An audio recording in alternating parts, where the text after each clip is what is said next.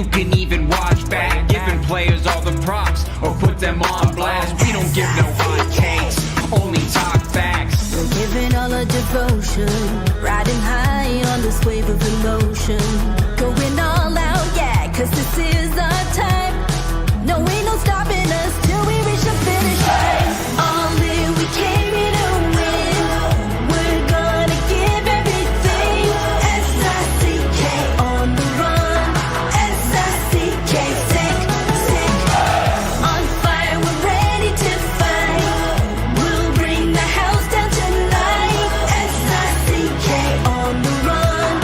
S-I-C-K, sick, sick. Play it on the car ride, play it when you lounge.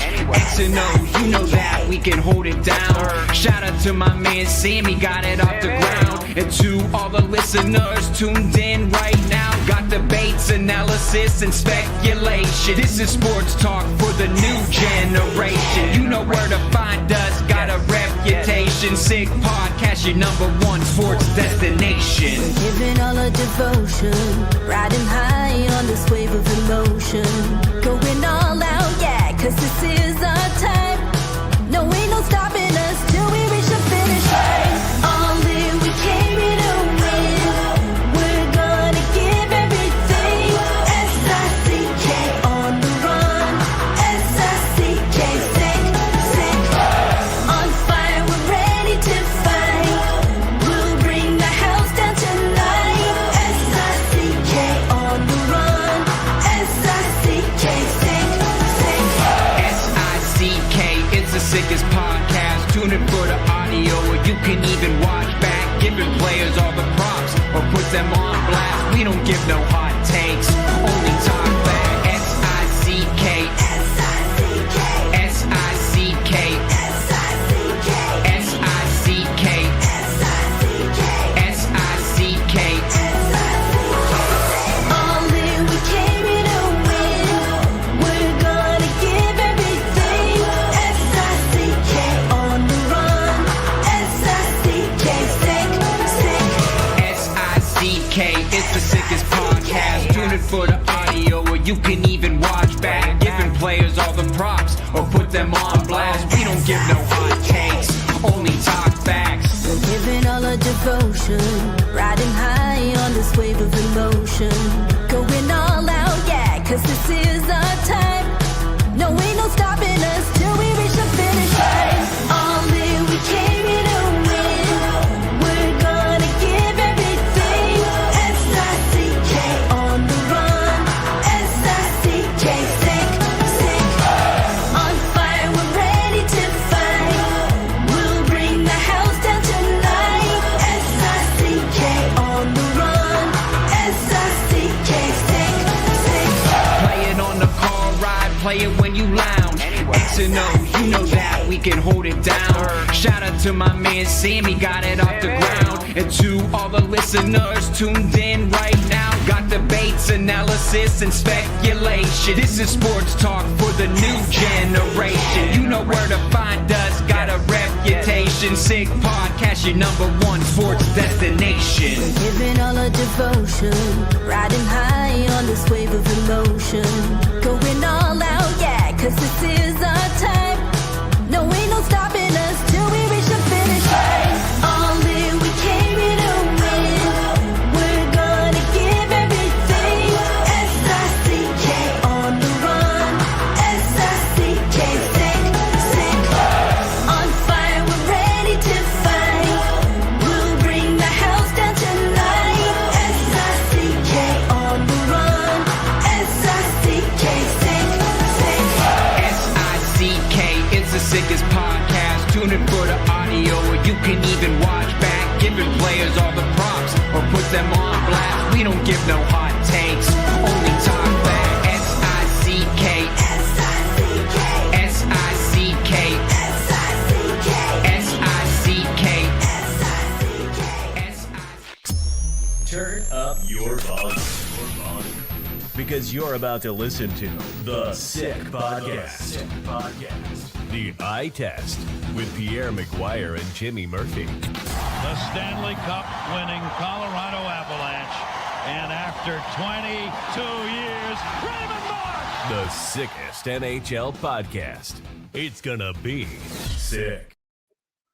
Well, good afternoon, everybody, and welcome once again to the Sick Podcast, the Eye Test. My name's Chuck Kaiton, former Hurricane Whaler broadcaster, sitting in for Jimmy Murphy. And again, my esteemed friend, guest, hockey extraordinaire, a generally good person, and an omnipotent man when it comes to the game of hockey, Mr. Pierre McGuire, once again here today. And Pierre, it's a thrill to be sitting in for Jimmy because I get to see your smiling face once again. And again, welcome to the program. We got a lot to talk about. We do. We really do. You know, why don't we start in Ottawa? Were you as concerned as I was when I saw Brady Tkachuk get cross-checked by Roman Josi and say, yeah, he doesn't look right. Something doesn't look right there, Chuck. No, absolutely. And I guess it's no surprise now that the Senator captain, I suppose, is going to be out for an extended period of time with what appeared to be a hand injury, I guess is what they're saying. So, yeah, I am a little bit concerned, especially with the fact that when you look at the loss last night, I guess you have to tip your hat to Barry Trotz's club, the Nashville Predators. Very solid game. And I know you want to talk about a number of teams also that have big road trips coming up at this early stage of the season. Mm-hmm. But Tkachuk's injury has got to be devastating for Mr. Green and company in Ottawa, because it's, to say he's an important cog, just as important, say, as Jake Sanderson is on their defense, is an understatement. Well, you know, Timmy Stützle's had a tough start to the year, and he and Brady are really important. So you take him away from Timmy, that's a problem, number one. Number two, they were expecting a lot out of Zetterlund. He has not delivered yet, Chuck. So they're not firing on all cylinders. They had a really tough loss in Florida. They played better yesterday. I'll give them that. But they still lost a game on home ice, and it was a home opener. So now the only thing I'm thinking is at some point, Drake Batherson's coming back, and Drake's a really important part of that team. There's no question Drake's a big. So does he replace Tkachuk, or does he go over on the right side where he's more comfortable and replace Zetterlund and move Zetterlund deeper in the lineup, and maybe you move Claude Giroux up to the top line with or even Greg, by the way. You move up Greg to play on the top line with Stützle and Batherson. Something's got to give there, because Brady being gone, Chuck, is a big deal for that team. And I said it yesterday with Jimmy. I said the biggest story coming out of any of the games today in the NHL is going to be this. And I'm looking at it now, and I'm like, whoa, this is a problem. Yeah, it is a problem, but I'm going to allude back to the last time I co-hosted this show with you late last week, and maybe defer a little bit off topic to the Detroit-Toronto back-to-back games. And I remember when we talk about concern, you had major concern about the Winged Wheelers, didn't you? Because Jeff Blashill's team didn't look the part. Todd McCall and Blashill in Chicago. I'm sorry, what am I saying? It's okay. I'll be okay. I just don't want our listeners to think we're losing it here. Yeah, well, I wanted to get to the Hawks too, because they did play very well. But no, let me tell you about your thoughts on that game. The first one in Detroit, magnificent comeback late. But what about the game in Toronto yesterday afternoon? Now, they moved it up a couple of hours because of the Blue Jays and the Mariners, and it seemed to do Detroit very well, especially that late goal by Mason Appleton. You know what's crazy about that game when you watch it? And first of all, I want to give Cam Talbot a lot of credit. Cam played fantastically well, I thought, for Detroit. The shots were 40-15. 40-15. Toronto 40, Detroit 15. So Cam Talbot deserves some credit there. I thought Easton Cowan, for his first ever NHL game, you knew who he was. He played a really solid game. That's positive for Toronto. I think the shot clock domination is positive for Toronto. But Nylander's got to start scoring, Chuck. Austin Matthews got to start scoring. Like Matthew Nyes needs to start scoring. These guys got to score. And so as much as I'm saying Brady's injury is really bad for Ottawa, because I think it is, until these guys start scoring, especially Nylander and Matthews, that's going to be bad for Toronto, because Toronto's team is better than being 1-2 right now to start the year. They really are. Yeah, Craig Berube, I read where he singled out actually Mike William Nylander because, but I think he's probably tippy-toeing around those other guys. I mean, you're right about Nyes and Matthews as well. But I've always thought, and you had his dad, Michael, of course, in Hartford years ago. And, obviously the talent oozes out of William, but he's got to be able to put he's a very frustrating player. Every time I watch him, though, if he doesn't get a position to score goals, I'm not going to call him a liability, but I don't see a lot of other things in his game that excite me to the extent that well, certainly from the paycheck standpoint, but again, that's just my opinion. Well, no, your opinion's not wrong. I've talked about this a lot on different shows. I did have Michael. I was fortunate to have Michael. I really enjoyed coaching Michael, and you were there. You watched the practice. I spent a lot of time working with Michael. So I really respect him a lot as a player and as a person. And he's raised really good kids. Willie's a good kid. And he's very talented, but he's got to commit to all three zones. Always, to your point, that's a bit of a knock on him. He's committed to the one zone, the offensive zone. He's got to commit a little bit more to the neutral zone and a little bit more to the defensive zone. But again, they got to get him going. They got to get Nyes going, and they really got to get Austin Matthews going. Austin Matthews got to have a 40 to 50 goal a year this year, or they're not even come close to replacing the 102 points they lost on Marner. I'm just telling you, they need him to be a big guy offensively, and they need Willie to be a big guy offensively. Well, again, let's transition because they're playing tonight, and we touched on Nashville a little bit, and of course their win against Senators. Now they go in a back-to-back. And they come into Toronto now, and so Nashville's on a warmer. I won't call it a heater. It's too early probably to talk about heaters, but it's a warmer, and so it's a lot of pressure on the Leafs, don't you think, Pierre, in this game, in light of yesterday's game against the Red Wings? And as far as that, and I know you wanted to touch upon several teams. We just said a lot of teams have big road trips coming up here, and Nashville's on one of them right now. And when you look at their schedule, they still have to play in Montreal and Winnipeg after this. But this is a big game, I think, for Toronto as much as anything else, right? Really well said. Completely agree. And Chuck, the biggest thing about Toronto is I know Craig Berube wants to establish a four-line game. I know he wants physicality in his lineup. I know he wants a quick transition game. He wants to be tough to score against, but he wants his power play to be really good, and he wants his top guys to be star players. So some of it's happening. Like they've been stout in their own zone. I think they've been really good in their own zone. I think they've been mostly responsible with the physical part of the game, but now they got to get going with the offense part. Whoever would have thought they would be saying that about the Leafs? But that's what they need to do. So I agree. Especially in light of the fact that last year, everybody seemed to be dumping on Morgan Riley a lot on defense. He's playing well right now. Yes, he's played in 5 years. I can tell you that with a clear conscience, and I'm really happy for him. He's a great person. He's been a phenomenal Maple Leaf, and he deserves a lot of credit. He went and looked in the mirror, and he put the work in this summer, no question.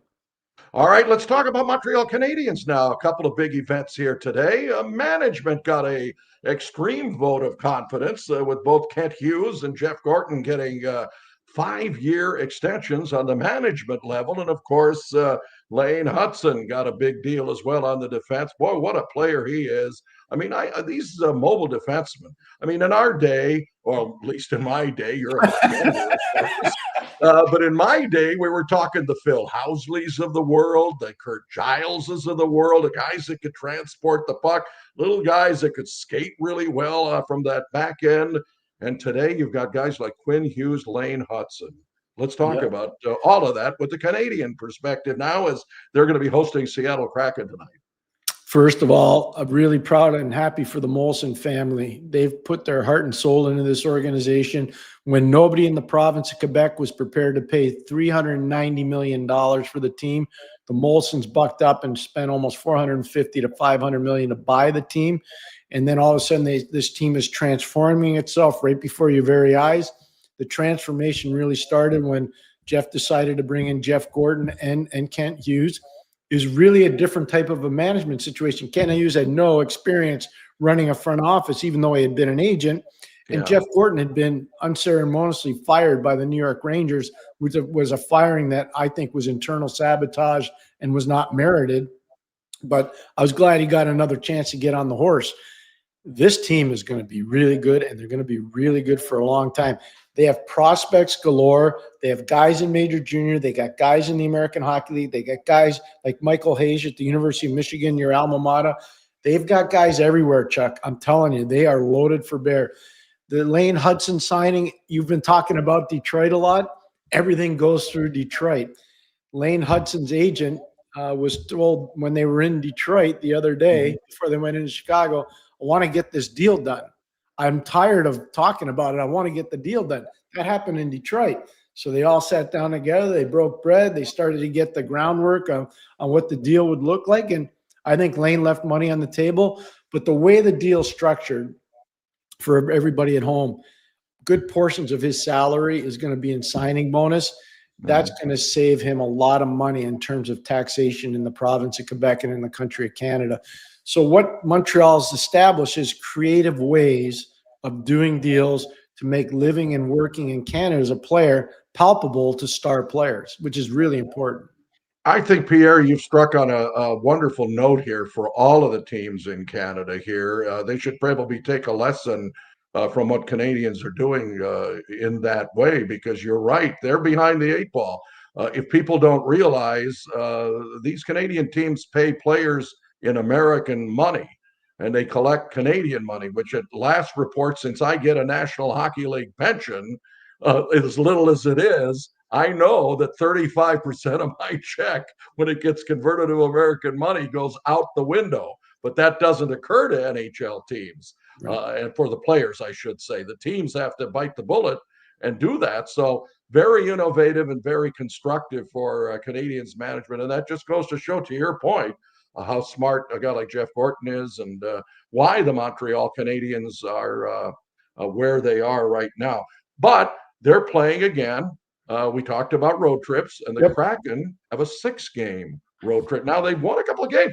They may be a little bit of a surprise. I know it's early, but boy, for Ronnie Francis, Jason Botterill now, who runs the show there, they took that back step. You know, I guess the curse of making the playoffs in their second season hurt them last year. But what do you think? Now, they played basically those same teams again. They've got a Canadian road trip, right? They have Ottawa now. They've got, after they play this game in Montreal, they got Toronto, and then they play Philadelphia, Washington, and then they end up oddly against Winnipeg. So what about Kraken here? What's Kraken in Seattle? You know, Lane Lambert was hired this summer, and Lane's a really good coach. I talked to Craig Berube 2 weeks ago, and he was telling me they're going to miss Lane on the staff in Toronto. Yeah. And he's been very capably replaced, by the way, by Derek Lalonde, the former head coach of Detroit and the assistant coach when they won the Stanley Cup down in Tampa a couple times. Yeah. So really good hockey man. But Craig was telling me we're going to miss Lane. Lane was a really good coach in this environment in Toronto. When I watched Seattle play through their first 2 games, Chuck, I know Lane's coaching there, but you know what I'm seeing? I'm seeing Barry Trotz.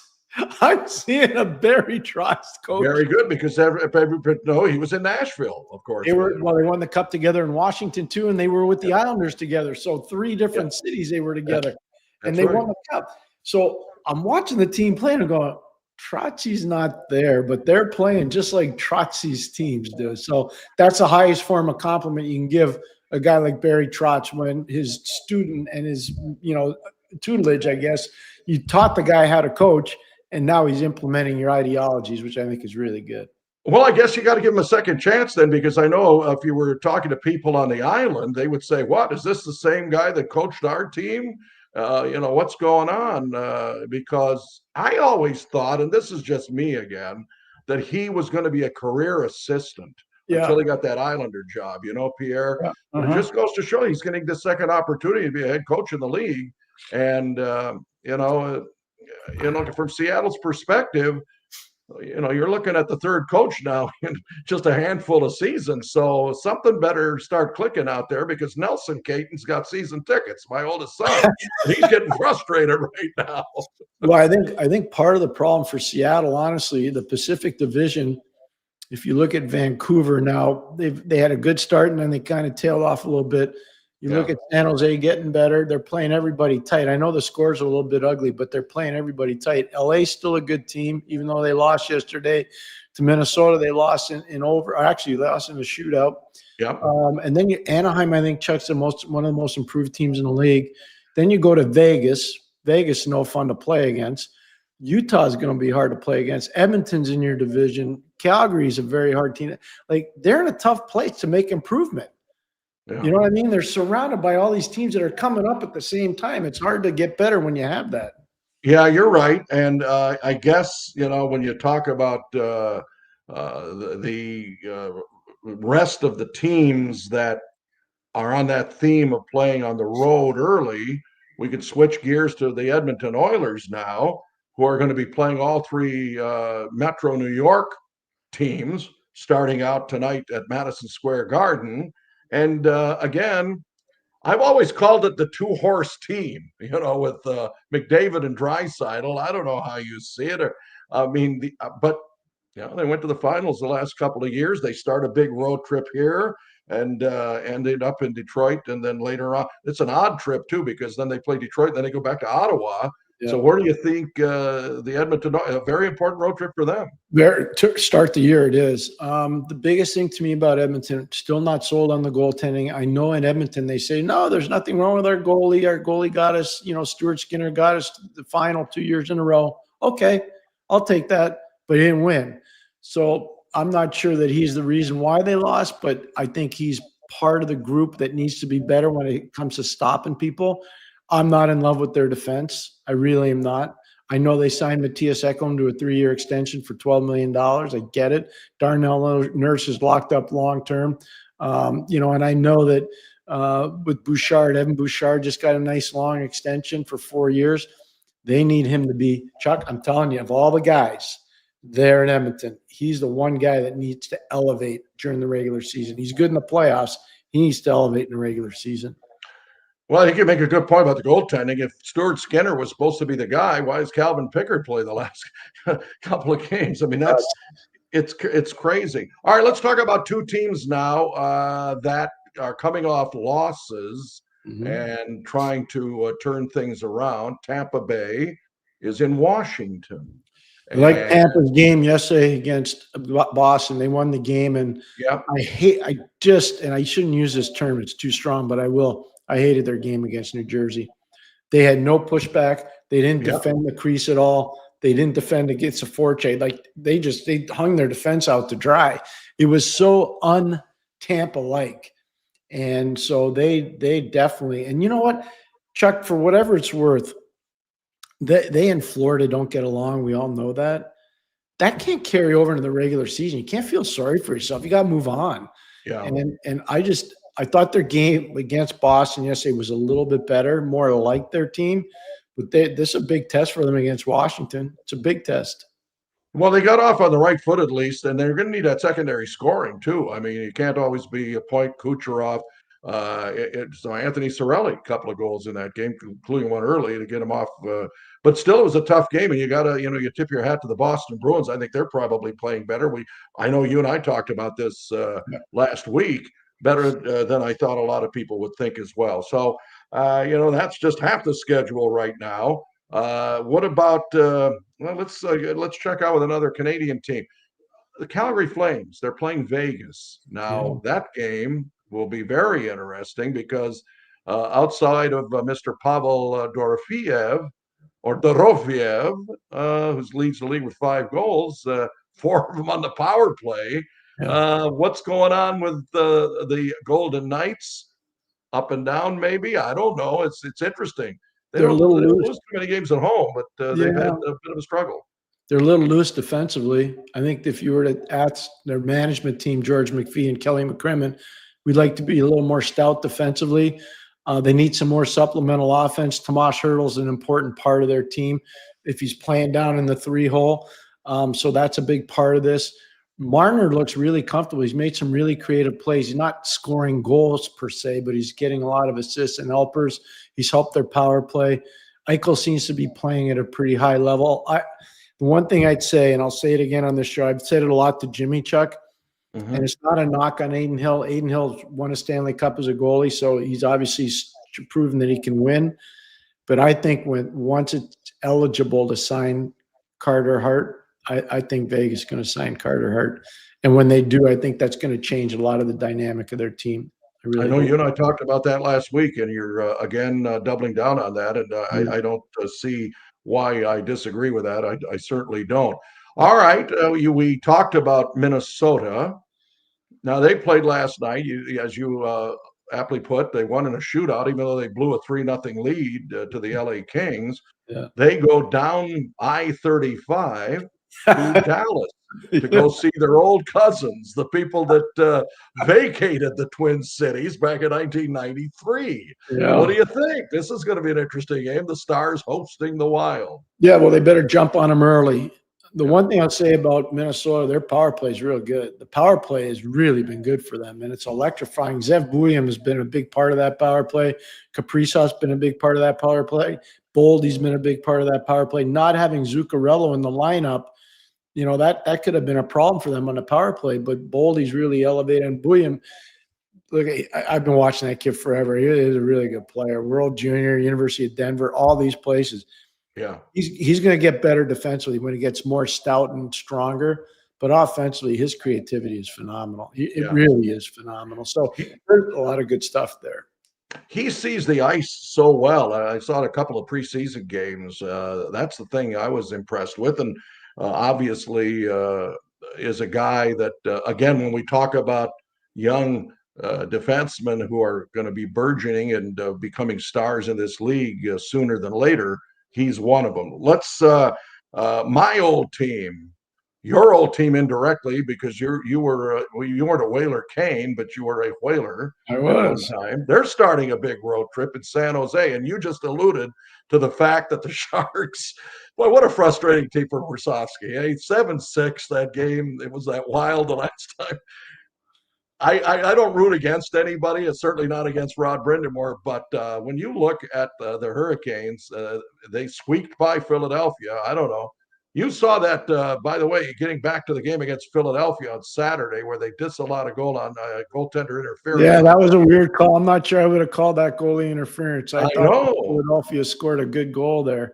But they went to the situation. I thought Freddie Anderson launched himself into the attacking player. Yeah, I did. I really did. Yeah. So, anyways. So now they start a road trip, and I guess my point is there could be a record set tonight in Whalers Hurricanes history, You've got to be impressed with Seth Jarvis. I mean, he's had 2 game-winning goals.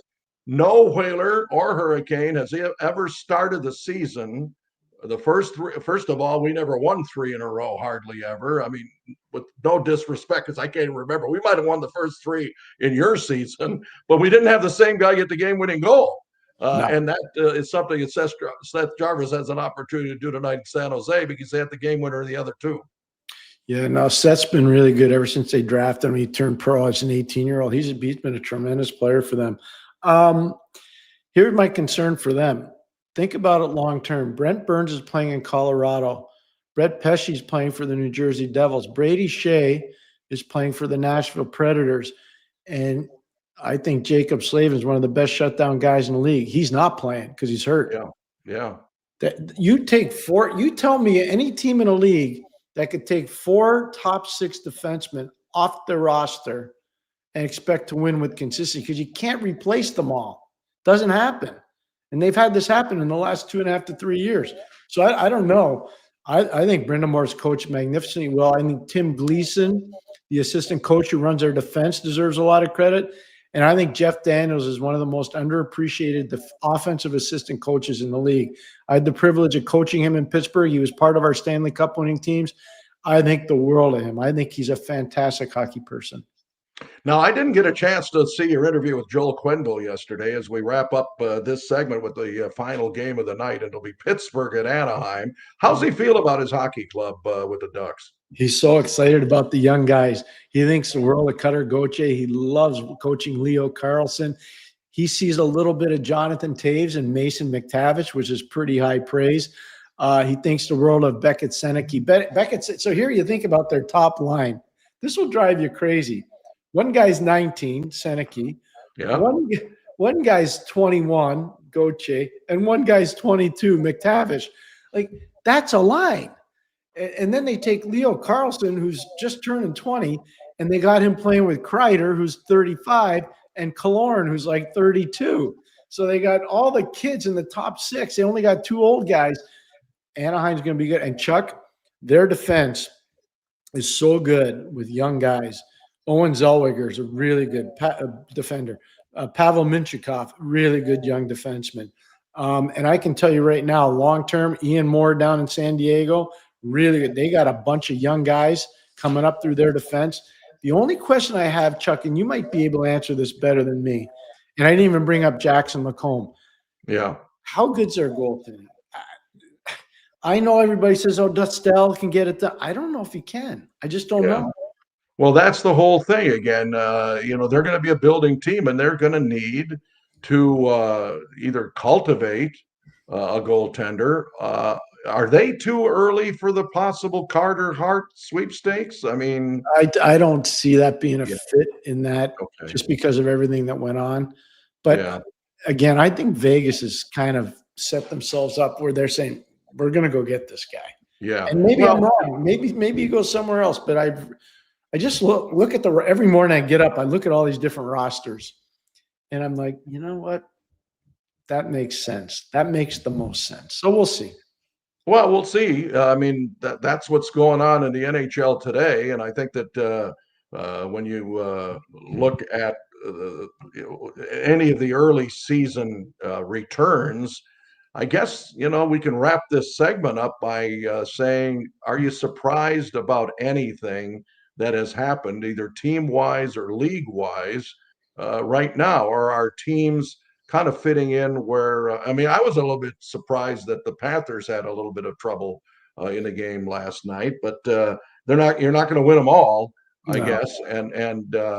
But does anything strike you, for example, a team that's maybe underachieving in special teams or overachieving in that way, either from a team or an individual standpoint, in your opinion? Ottawa's penalty kill until yesterday was really bad. They were the worst in the league by a mile. Going into yesterday's game, they were shorthanded 8 times, and they gave up 5 power play goals. That's no good. And especially when you have Travis Green as your head coach, who was a great penalty killer, and Daniel Alfredson, who I also coached in Ottawa, who was an elite penalty killer. You got those 2 guys working with you, and your penalty kill's that bad, they got to fix that. So that's something, and it was better yesterday. To their credit, against Nashville, it was better. The most disappointing thing I've seen so far, and it's not because of anything else except the fans, because you and I spent a lot of nights in that city. I'm so disappointed for the fans in Buffalo. I'm really disappointed for the fans. I think Lindy Ruff's a good coach. I think there's been some things that have gone on there, player personnel-wise, where they've made mistakes. Okay, it happens in a lot of cities. There's no way they shouldn't have had no playoff games in over a decade. No. Not in that market. Not for those fans. Those people are amazing. Chuck, how many great nights did you and I have in Buffalo over the course of our careers? Like, so absolutely true. And it wasn't all about the chicken wings, although, as we told you, Gabriel's Gate was our favorite place. Nothing against, and with no disrespect to the traditional Anchor Bar, where it all started back in the 50s. But you're right. I share that sentiment. And then I watched some of the highlights of the goals that were given up. How about Dahlin, the giveaway up the middle on that one goal? You can't have that kind of thing. But I guess on the positive side, maybe not from the Buffalo standpoint, you look at a guy like Cale Makar in that Colorado win. It was, he's joining some elite people here. I think we can wrap this up by talking about the Orrs and the Potvins and the Borks and the Coffees and even George Boucher. And don't start. I did not see him play for the original Ottawa Senators or the Montreal Maroons or the Chicago Blackhawks when they finally joined the National Hockey League 100 years ago. All of those guys have something in common. They're the only guys that have scored more goals in 400 career games than Cale Makar, who's played 399 so far. Yeah, it's amazing. So you got to tip your hat to Cale Makar, who I know you have a lot of respect for and you know quite well. Yeah, no, he first of all, he was well coached at University of Massachusetts at Amherst by Greg Carville. And the best thing he ever did is stay the second year. He stayed the second year, and it was really fruitful for him. But one of the things that I think has helped him so much, Nolan Pratt's one of our old Hartford Whaler draft picks who coaches the defense there. But the other part that I think is important, the intensity with which Nathan MacKinnon approaches every practice and game, I think that wears off on everybody. I think everybody that's around him. I think MacKinnon is so dynamic, so powerful, so intense, so proud. He wants to win all the time. I think all the other players feel that. I think it's good, and I think it's really helped a guy like Cale Makar. Yeah, Nolan Pratt, another one of those unsung, when we talked about Lane Lambert as a career assistant. I mean, you're looking at Nolan Pratt. He's been Jared Bednar's side. He's just one of those guys that he flies under the radar. I mean, there are so many guys like, well, maybe not so many, but there are a few guys like that just quietly do their job, just like you mentioned about Timmy Gleason. Yeah, no, Timmy does a good job. Sylvain Laflave in Florida has done a magnificent job. Robbie Zettler down in Tampa, another guy way underappreciated. There are a lot of guys around the league that are real good coaches that never really get an opportunity because they're buried. They don't do the right PR. It's okay. They're good. They're appreciated, and there are a lot of really good coaches out there. All right. I guess we can wrap up this segment, and now we will talk about people who are supporting the Sick Podcast, the Eye Test with Pierre McGuire and me, Chuck Kaiton. And I've known that gentleman, Mr. McGuire, for 33 years. I think we explored that earlier. Well, about 10 years after that, a place called Vago opened up. And with that longevity, not many restaurants, are open that long. And Vago has some very unique things going for it. It's got private dining rooms for any occasion. You can have an engagement party there. You can have birthday parties there. And I know Pierre talked about this the other day, and he'll probably amplify on it again. You have corporate meetings at this place. Got a lot of free parking. 6 o'clock, after 6 o'clock. They're open Monday to Saturday evenings. They have lunch Tuesday to Friday. And if Pierre could be there every day instead of living in South Carolina, he would probably be there every day. And they combine the old world Italian classics with the new Italian cuisine. So come see our man Tommaso. He's the most popular man, or at least the second most popular man in Westmount after Pierre McGuire. But even Pierre would say that he is the most popular man in Westmount. Isn't he? You've been to Vago yourself, and Gosh, I've been going to Vago for 23 years.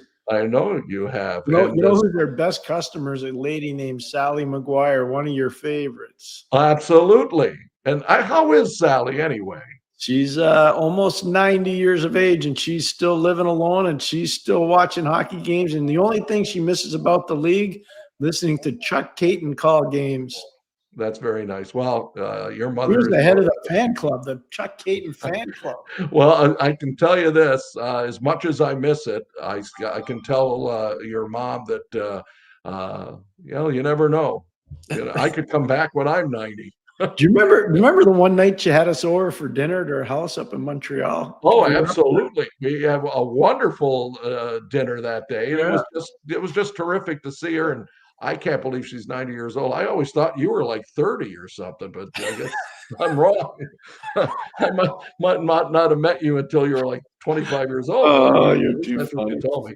Anyway, we also have a wonderful sponsor in Betway. Of course, you can bet the beauties, and Betway will get you a chance to match up with a deposit bonus when you sign up of up to $300 on your first deposit. If you haven't already done that, then all you have to do is scan that QR code that you see on the screen, or click on the link in the details section to create an account for yourself and redeem that welcome offer that we have for you. Now, the offer is only available if you're a new customer. Remember, new customers only, and terms and conditions apply. And unfortunately, the offer is not available in Ontario. However, it's a wonderful way to go if you want to wager. You've got to be 18 or over, but please play responsibly. Mm-hmm. So I guess it's question and answer time now, Pierre. Yes, it is. our sick podcast, the eye test, and we will get underway with some of the questions. And we will start with this one. Pierre, do you have a good equipment story of anybody having either strange or superstitious or odd things done in regard to their equipment? I know one myself, but I didn't get asked the question. You did. No, Go right you gotta compete. Get in there. Answer. All right, I'll just tell you one. Everybody knows about goaltender Gary Smith. He used to take all his equipment off between periods and then put it back on again. That was one of the superstitions he had. Yeah. And I'm talking about goalie equipment, and I'm talking about those old deerskin pads that got wet. It wasn't like the light ones. I don't know how the heck the guy did it, but he did it. And of course, we called him Suitcase Smith too, because he played for several teams in the NHL back in the 60s and 70s. I'm going to talk about Paul Coffey. I've never seen a guy tape and untape his stick more often than Paul Coffey, the same stick. He taped the knob, untaped the knob, taped the blade, untaped the blade. Never seen anybody do that before. And I never witnessed it, but I heard the stories, the legendary stories from Dave Smith, who for the longest time was a coach or a trainer in the NHL with the Rangers and with the Florida Panthers. And Dave would tell me these amazing stories about Mark Messier working on his own skates, sharpening them all the time, and then taking the toe caps off, which hard to do, and then putting them back on during the course of a game. Yeah, so I think those are two that both Edmonton Oiler guys back in their day, Messier and Coffey, by the way. Well, I got one last one, and it was our good friend Donnie Del Negro, who was the longtime Boston Bruin equipment manager. Hall of Famer, by the way, too. Absolutely. And I had never seen the hair dryers used in a locker room except for anybody but maybe Guy Lafleur's hair or Ron Greshner or somebody like that. But he used it to dry the inside of the gloves of Ray Bourque, who went through like 7 or 8 sets of gloves because he would sweat so much. And finally, there's a device now that they have in every locker room that blows that hot air up into the gloves, and you set the gloves on there between periods and it dries them out. Now, I always thought that was a screwy deal, but Ray Bourque was one of the first guys, and I'm sure a lot of other guys do it as well. No, but I'll tell you what happened on Raymond Bourque. Scotty saw that in 1991, and when we met with the officials before the series started, we brought it up to them because Bourque was playing so much. We thought he was doing that to get rest between shifts. And it was Scotty Bowman that said to the league, this has got to stop. And eventually it did. It did stop. Yeah. But I'm just telling you, that's how great Raymond Bourque was. They had him on the ice all the time. He was unbelievable. Crazy. Hey, Chuck, you saw a lot of those games. I coached in a lot of those games. Raymond Bourque was something else. He was. Absolutely was. And it just broke my heart to see him come out for Game 7 in the 1990 playoffs against Ricky Lee's Whalers. Yeah. And the Whalers blew a 3-1 lead in the series, and Ray Bourque was hurt for most of it. Grant Jennings took him out in Game 1 with a heavy shoulder check behind the Boston net. I'll never forget it. In Game 1 in Boston, he didn't play another game until Game 7, and he came out with a triumphant. In fact, he was the last guy on the ice. You know, he came out triumphantly for the warm-up, and he waited like an extra minute. So people were anticipating, is he going to play or not? And he comes out there, and of course the Boston Garden crowd went crazy, and the Whalers lost that game 3-1. And anyway, that was history. But Ray Bourque, one of the finest. Let's see if we got another question coming up here. All right, we have JUS 031017. And with his recent performance in the NCAA, does Michael Hague have a chance to be on the World Junior team? Michael Hayes definitely has a chance to be on the Canadian World Junior team. The Big Ten in particular will be heavily scouted by Hockey Canada because you've got so many guys. Porter Martone is there. Gavin McKenna is there. Obviously, you know, we just talked about Michael Hayes. Harry Muse's son is there. So they're at Michigan. So you got a lot of guys, Canadian guys in particular, that'll be watched pretty significantly. So I would say the answer is yes. All righty. We're on the Sick Podcast, the Eye Test. Sean Heffernan has a question. All righty. Who passes Nylander and Matthews the puck now? with those injuries. Well, no, I mean, up in Toronto, Matthews makes his own plays, and I think Michelli can make plays to him. I think Easton Cowan can make plays to him. Yep. And in terms of Nylander, he's got an amazing center iceman there by the name of John Tavares. So I don't know what the questioner's alluding to, but I think there's plenty of firepower in terms of puck movement in Toronto that won't be a problem for Nylander or for Matthews. Yeah, sometimes, I mean, when guys get into these little, lots expected of them, and I think a lot of fans, Pierre, they're looking at the dollars and cents a lot, and it's not just in hockey. I think in every other sport too, where people are getting the millions of dollars to play this game, and then maybe they are old enough to remember the Bobby Orrs, the Gordie Howes, the Jean Beliveaus of years gone by. But it's a different day today, and it actually puts more pressure on those players to perform, and it actually becomes a curse unless it's the 15th and 30th of the month. True. Next question, please. We have one from Big Bill. Chuck and Pierre, would you agree that hiring and extending Gorton and Hughes is the best management the Habs have had since Sam Pollock? I would not agree with that. I think it's very fair to say that, Bill. Serge Savard deserves a lot of credit as a manager. Serge Savard was part of winning the Cup in 1986. Serge Savard was a GM when they won in 1993.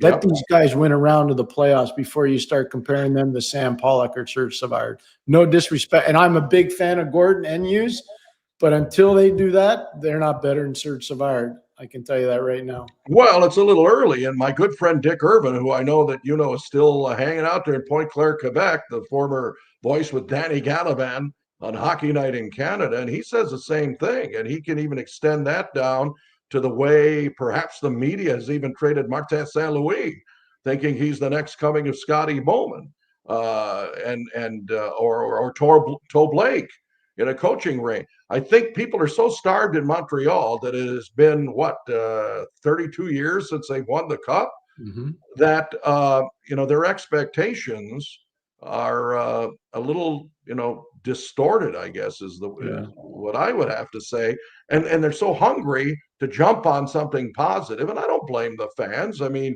you're in a market like no other in hockey.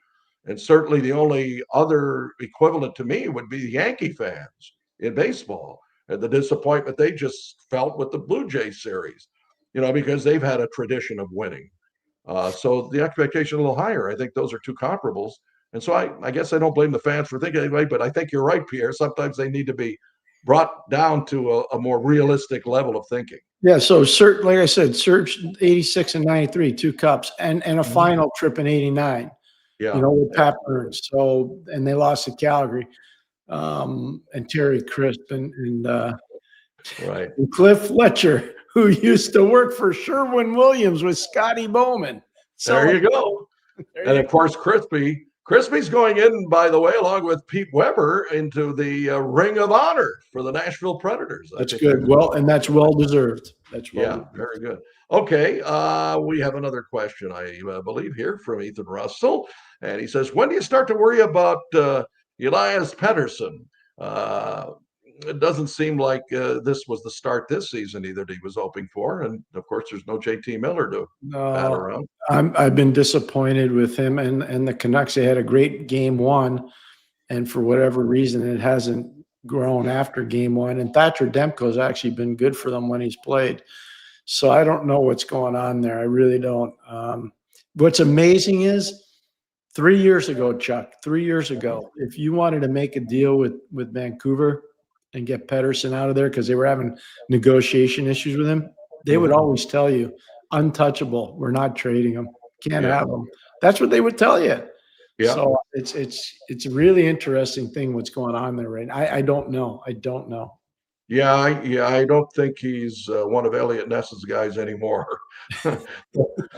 Again, you got to have some room under the cap to do something with him. But sometimes these players get exposed, and you just wonder what's going on behind closed doors. I mean, I was very, I know there's probably no conspiracy theory on this, but I was still scratching my head a little bit, and I know it was probably simplistic of me to think, and I know you explained this on a previous show, why Rick Tocchet left the organization. Yeah. And now we know, obviously, he wanted to come back east. But I always thought maybe there was more to it, but maybe I was wrong on what was going on in Vancouver. Yeah, that whole thing is still a mystery to me. I don't really know. Yeah.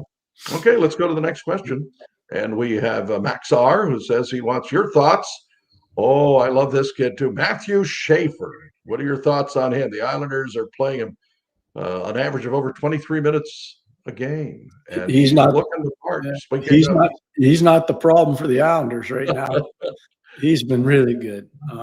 He's smart, steady, moves a puck. He's as advertised, and to think that he's only 18, Chuck just turned 18, and he only played 17 games last year. That's an amazing. This is going to be a special player for a long time. They've got to figure out what they're going to do for offense, and they're going to have to figure out what they're going to do in terms of where they realistically envision their team. Yeah, they've been overhyped. And I get it. They're trying to sell tickets. I understand that. But if you're going to overhype your thing, you better make sure you deliver. You're going to alienate some fans.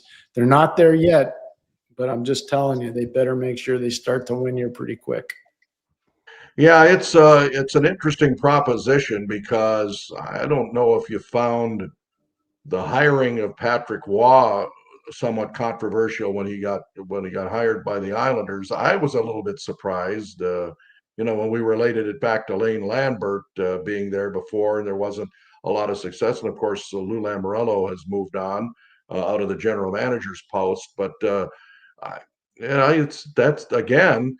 it could be as simple as trying to put a team together with your draft and with your scouts that can put a good game plan together in terms of personnel. And we all know that the fans are impatient when it comes to the draft and the amount of time. And if you're wrong on the draft, you're wrong for a lot, other than first rounders, obviously, with a guy like Schaefer, but that can derail your efforts as well, because you can't sign every free agent that a fan wants to sign. Yep, absolutely true. All right, next question, please. And it comes from Brad K. And he says, my Devils continue to be in the top 5 in power play goals while being in the bottom 10 even strength. So what can Coach Keefe do to ignite their fire before playing Florida and Edmonton in home opener? These are going to be big matchup games for the Devils. You know what you bring. Chuck correctly said, you got the dynamic duo in Edmonton with Draisaitl and McDavid. In Florida, I know Barkov's not there. I know Tkachuk's not there. They still have plenty of firepower. Bennett had a tough game yesterday, by the way. He had a real tough game in Philadelphia. I would say that Nico Hischier has to be an important player in this. I would say that Jack Hughes has to be an important player in this. But I think it comes down to total team defense, Chuck. It's not just offense, it's total team defense, because good defense leads to better offense. And I think for whatever reason, this team doesn't defend well enough as a team. It's not just the defense. It's not just the goalie. It's the team. They have to figure out the team concept of defending. Yeah, that's true. And I got to give a tip of the hat to Philadelphia, the way they played against Florida, though, the other day. It looks like under Rick Tocchet, you're starting to see the intensity level get back to where Philly fans, you talk about fans, you talk about tough people to please, they're starting to play. I was very impressed with their jump in that game, and also the way they played for the most part in the Carolina game, even before that. Even though I agree. And should have won the game, as we explored earlier. Yep. No, I agree with you. I agree. All right, let's see what we have here from John. I hope it's Flegel or Flegel. Pierre, without naming names, can you speak a little bit more as to why you believe it was internal sabotage, as you put it, with the firing of Jeff from the New York Rangers? Not going to talk about it. Yeah. There's some things that happen in every walk of life. That could happen anywhere. But I think your no comment is very well taken. It's one of those things that really isn't anybody's business, even if you knew, and I certainly don't know. So I'm glad that my expert friend, who is tapped and wired in, certainly respects whatever the situation was. And that's exactly right. And that's why I'm not going to say anything. All I'll say is that he was not fired appropriately, and everybody's going to say it's because Tom Wilson was running around. You don't fire a guy that's rebuilt your organization because of one incident on the ice. Yeah. So That's that's very all I'm unfair. going to say. Very unfair. All right. Next question comes from Frank O. He says, what's the next dossier Hugo needs to settle with the Habs? Is it Arbor Jack guy, Bolduc, or Matheson? I think Matheson. Matheson's an important part of their team. Bolduc will be in no position to be a UFA, but Matheson will be. He's got this really good partnership with Dobson right now. He's not playing on the power play. You can see his value 5-on-5. I would try to get Matthew signed sooner rather than later. And I think the biggest thing about Matthew, Chuck, this is really important, is I think Mike Matheson is a guy that wants to be a Montreal Canadian. He comes from Montreal. He wants to be part of the solution, not part of the problem. Mm-hmm. And it's a lot like John Tavares. I said this to Jimmy last week or the week before. Johnny T took way less money to stay in Toronto. And I'm going to say that Mike Matheson may do the very same thing to stay in Montreal because it's comfortable and his role's been created for him, and he thrives in the role that they've created for him. Yeah, can you imagine? And I know they adequately or more than adequately replaced him in Florida with Gustav Forsling. But can you imagine if Mike Matheson was still with the Panthers? He would fit in the way he's playing now. He was starting, and it just goes again to the testimony that defensemen take a while to mature most of the time, unless and the role they're given. Like some guys can do it offensively and defensively. Some guys can only do it defensively. Some guys can only do it offensively. I think Mike's really better when he's using his legs and defending. I really do. Absolutely. I don't think they need offense from him. Absolutely true. I think we have a few more minutes to take some more questions. Yeah. Let us go on. Oh my goodness. Now I'm usually good with names, but Marek Istok. Okay. Guys, why would any player want to play now in Buffalo? We're going to see Eric Lindros situation once again. If people start going that route with any future number one picks, I'm so sorry for the fans there because they're great, but it is sad. It is very sad. So I would just say this, the owner of the Buffalo Sabres, it's the Pegula family. The Pegula family basically built Penn State hockey. Penn State hockey's best player is a guy named Gavin McKenna. Gavin McKenna is probably going to go first overall in the draft this coming summer. I don't think he'll be saying no to the Pegulas and the Buffalo Sabres. I don't think so. And, last week we were talking about, well, at least he's got the Bills to rely on. Now they've lost 2 in a row. Yeah. Uh-oh, look out. Next question, please. And that comes from Randy Workman. Are you concerned with the New York Islanders yet? Randy, all summer long I've been saying to Jimmy, they're overhyping their team. I feel bad for Patrick Roy. I think they're really – and I am concerned for them. Buffalo and the Islanders are 2 teams that both teams were really spanking it up in the off season in terms of the internet and all this stuff pumping their team. And sometimes it's better just, undersell and over deliver, Chuck. Yeah, absolutely. Just sit back. I mean,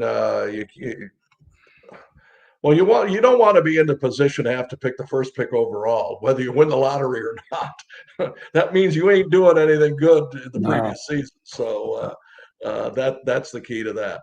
All right. We have another question from Mark Enners, who says, what do you expect to see from Trevor Zegras in Philadelphia? And are you bullish on his prospects, or are you on the fence about him? Now, I thought he played pretty well last night. Yeah, that was his best game of the year, I think, last night. So I totally agree with you. I've known him a long time. Didn't work out in Anaheim. I think there was some clashing with the coaching staff and the management team and the way they wanted him to play. And I don't think the NHL, I'm going to be honest with you, Chuck, I don't think the NHL helped him very much when they put him on the cover of, the NHL hockey game, the video game. And we're basically using him as a poster boy because he scored the Michigan goal. I don't think that helped him. Yeah. And so he's trying to reboot his career right now. And if there's one guy that can help him reboot, it's Rick Tocchet. Well, again, right place, right time for him. Yeah, he probably had to – I mean, I don't know his personality just from the outside, but he seems like a very ebullient personality, a guy that has a lot of he probably is a little ahead of the game. He's got to kind of be quiet and do your job first, and then things will come to you. But I agree with you that he should have not have been the poster boy, so to speak, in that realm with the NHL. All right, we have another question coming up here, I believe, and I know we're kind of running out of time, but maybe we have one more. All right, Ethan Russell. Do you think Patrick Kane will make the U.S. Olympic team? What do you think? I'm going to wait to see what he does before U.S. Thanksgiving. Yeah. The Brady Tkachuk thing is a big story. The Matthew Tkachuk thing is a big story. I know they don't play the same as Patrick, but if both of those guys aren't 100% and can't deliver, maybe he does make the team. But I think if they're both healthy, Kyle, the biggest foible, and they will never admit it at USA Hockey, what were they doing making Kyle Connor a healthy scratch for a deciding game in the Four Nations last year? Kyle Connor's going to be on that team, Chuck. Jack Hughes is going to be on that team. He was hurt last year. He's going to be on that team. Yeah. Start looking at the American-born players. They're like Frankie Nazar might be on that team. So I don't know what that does for a player like Patrick Kane, but I think if the Tkachuk brothers are hurt and can't get to the Olympics, and I'm not saying that's happening, but if it does, then I think that opens up a door for Patrick Kane. I do. Yeah, that's going to be interesting. So, I mean, maybe as we wrap up the program, we started by talking about Matthew and his injury. Any thoughts on, or has there been any word about how long he'll be out? Well, Matthew, Brady, I'm talking about. Brady, they say 4 weeks, but if he needs wrist surgery or hand surgery, it's going to be longer than 4 weeks. Yeah. I knew right away. Like I said it to Jimmy on the show because I was watching the game and doing the show, and I was like, Jimmy, the biggest story coming out of today's game isn't going to be that Ottawa lost. It's going to be later on that Brady Tkachuk's hurt, because I've never seen that with I know Brady. Brady's one tough guy. He's really tough, and he knows the difference between pain and injury. He does. Absolutely. Oh, yeah. I mean, both those guys are incredible. I mean, what Matthew went through last year in the playoffs. Unbelievable. Yep. Well, hey, Pierre, it's been a pleasure being with you once again. I appreciate the opportunity. And Jimmy, thank you as well. Great to have you back tomorrow here on the Sick Podcast. I'm Chuck Kaiton for Pierre McGuire, the Eye Test. Thanks for joining us here on the Sick Podcast Network. And that's a wrap. Hope you don't miss us too much until next time. Follow the Eye Test with Pierre McGuire and Jimmy Murphy on YouTube, Facebook, Google Play, and Apple Podcasts.